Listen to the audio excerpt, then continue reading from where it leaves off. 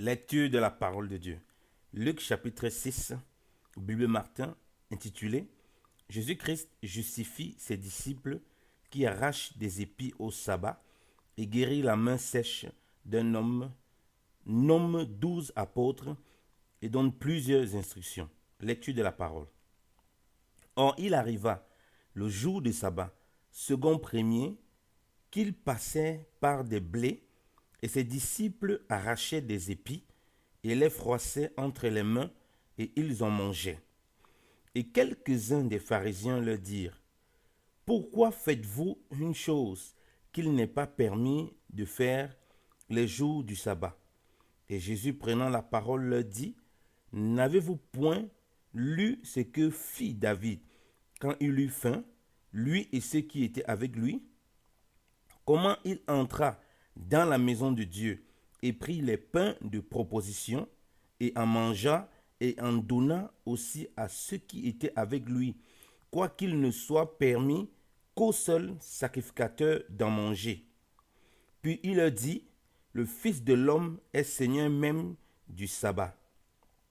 Il arriva aussi un autre jour de sabbat, qu'il entra dans la synagogue et qu'il enseignait. Et il y avait là un homme dont la main droite était sèche.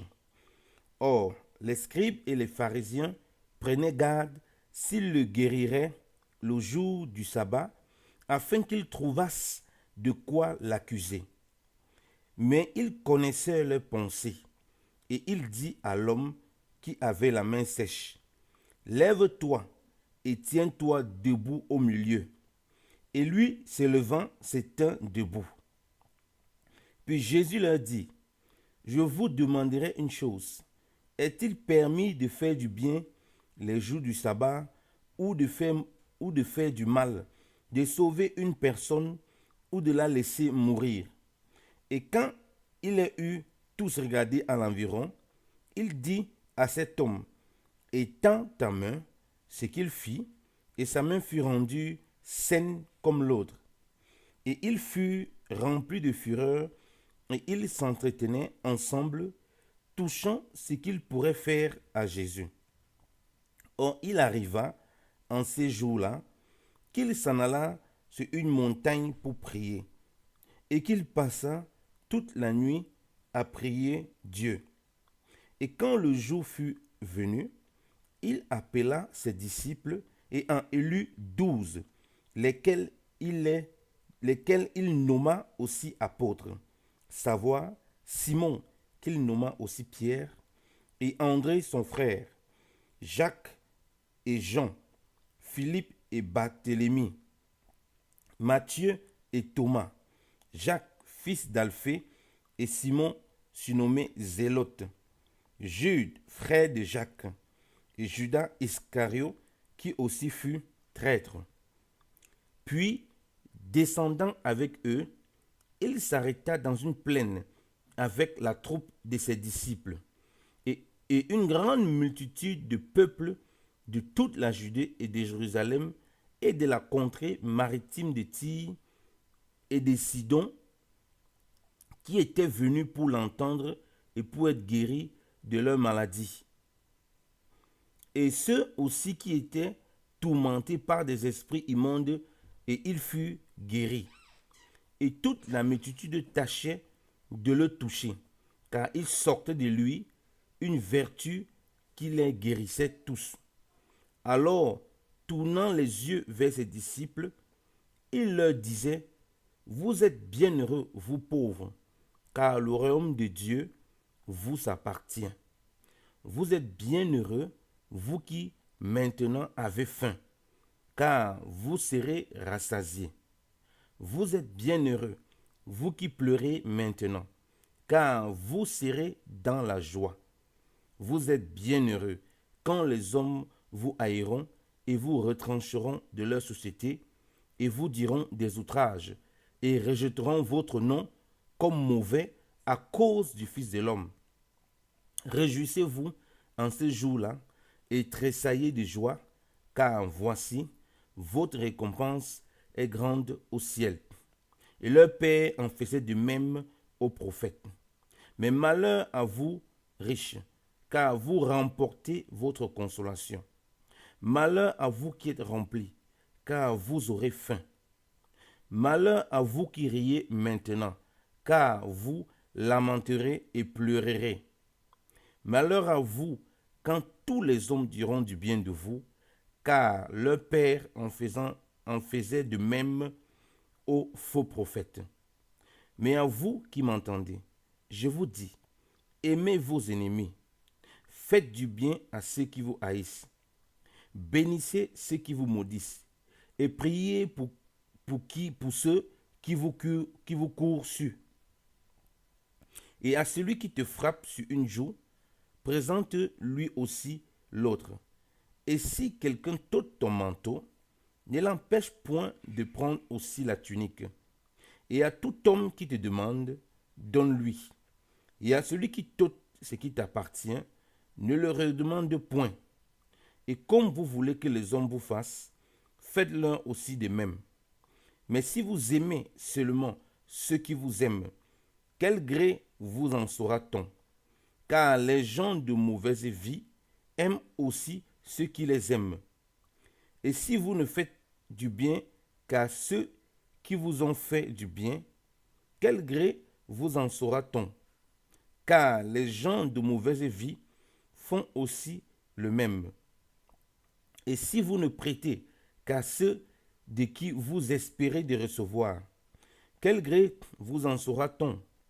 Car les gens de mauvaise vie prêtent aussi aux gens de mauvaise vie, afin qu'ils en reçoivent l'appareil. C'est pourquoi aimez vos ennemis, et faites du bien, et prêtez sans en rien espérer. Et votre récompense sera grande, et vous serez les fils du souverain. Car il est bienfaisant envers les ingrats et les méchants. Soyez donc miséricordieux, comme votre Père est miséricordieux. Et ne jugez point, et vous ne serez point jugés. Ne condamnez point, et vous ne serez point condamnés. Quittez, et il vous sera quitté.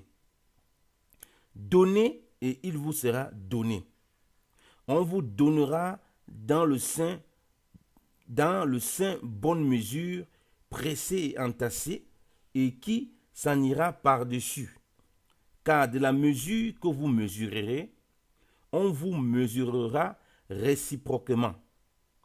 Il leur disait aussi cette similitude. Est-il possible qu'un aveugle puisse mener un autre aveugle?